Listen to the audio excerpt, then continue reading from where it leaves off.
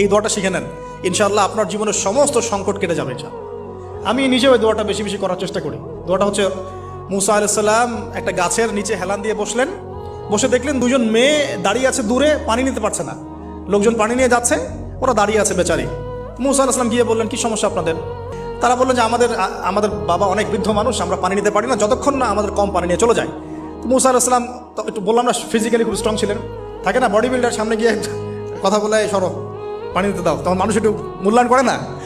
তো মুসা আলাইহিস সালাম এভাবে পানি নিয়ে দিলেন এবং বাছুরদেরকে পানি পান করালেন, করিয়ে গাছের নিচে এসে বসে আছেন।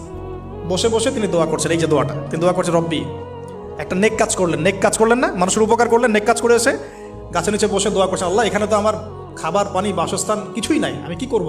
রব্বি ইন্নি লিমা আনজালতা ইলাইয়া মিন খায়রিন ফাকির, রব্বি ইন্নি লিমা আনজালতা ইলাইয়া মিন খায়রিন ফাকির।